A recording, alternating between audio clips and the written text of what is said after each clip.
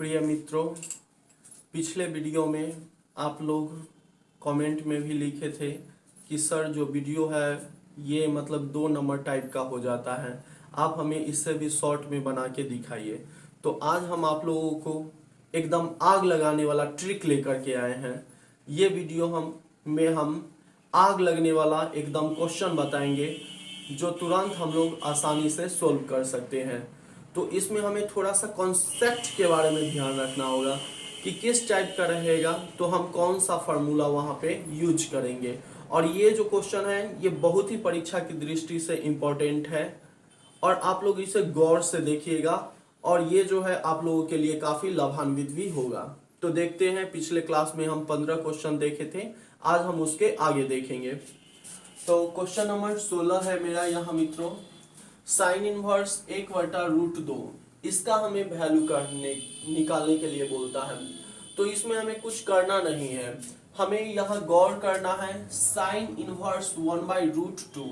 तो बस हमें ये देखना है कि 1/√2 जो है वह साइन में कितना का वैल्यू होता है, क्योंकि अगर इसे हम डिटेल्स बनाएंगे तो डिटेल्स कैसे बनाएंगे सो देखिए, हम इसे लिखेंगे यहाँ पे साइन इनवर्स 1/√2।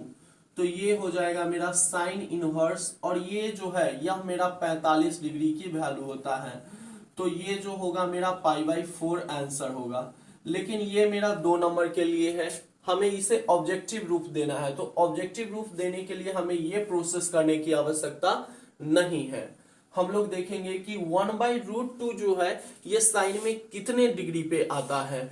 तो हम जानते हैं ये इनवर्स को भूल जाना है, साइन 1/√2। तो 1/√2 जो है वो 45 का वैल्यू होता है, इसलिए इसका आंसर जो हो जाएगा साइन इनवर्स 1/√2, इसका जो वैल्यू हो जाएगा ये हो जाएगा मेरा π/4 हो गया मेरा आंसर।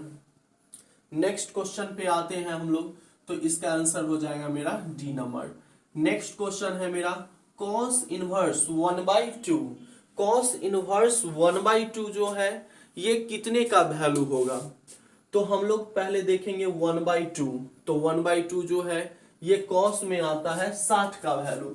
तो ये जो हो जाएगा मेरा cos इनवर्स 1/2, ये जो मित्रों वैल्यू हो जाएगा ये हो जाएगा मेरा π/3। ठीक है, ये π/3 मतलब कि ये 60 का वैल्यू हो जाता है। तो इसका आंसर जो हो जाएगा ये ऑप्शन नंबर बी हो जाएगा। और इस तरह का जो क्वेश्चन है, इस तरह का क्वेश्चन अक्सर बोर्ड एग्जामिनेशन में भी पूछता है। जैसे यहाँ पे ये जो 16 नंबर क्वेश्चन है ये एक बार प्रीवियस ईयर में पूछा जा चुका है। अब हम मित्रों देखते हैं क्वेश्चन नंबर 18।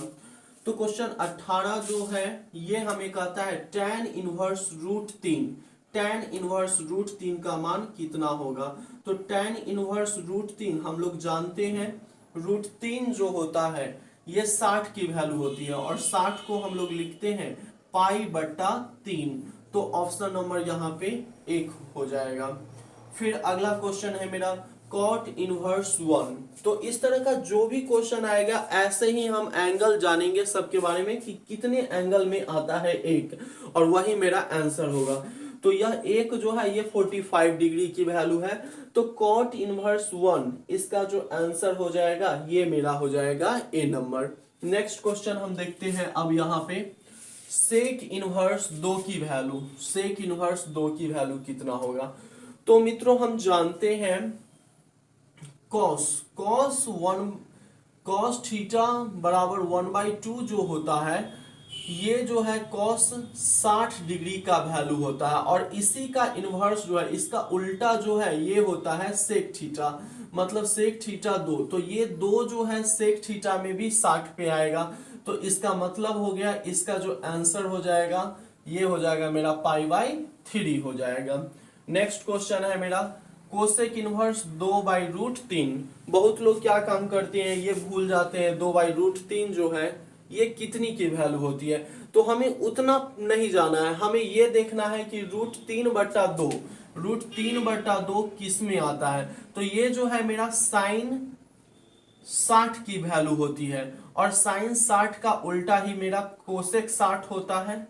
तो यहाँ पे जो है मेरा ये कोसेक इनवर्स 2/√3, तो ये जो है कोसेक की वैल्यू है, तो ये जो है मेरा 60 में मिलेगा, और 60 को ही हम लोग लिखते हैं π/3, तो ये जो आंसर हो जाएगा इसका सी नंबर हो जाएगा।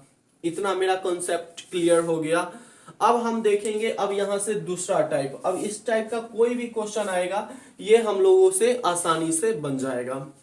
अब हम देखेंगे यहाँ पे अगला क्वेश्चन जो कि 22 नंबर, यहां से टाइप थोड़ा सा चेंज हो गया है, ठीक है। तो ये देखते हैं अब, साइन इनवर्स -1/√2 है। पिछले वीडियो में हम बताए हैं साइन इनवर्स -x बराबर होता है माइनस साइन इनवर्स x। ये मेरा पहला फॉर्मूला था। दूसरा था tan इनवर्स -x बराबर माइनस tan इनवर्स x था। और मित्रों तीसरा फॉर्मूला था मेरा कोशेक इनवर्स -x बराबर माइनस कोसेक इनवर्स x था। ये मेरा 3 फार्मूला था।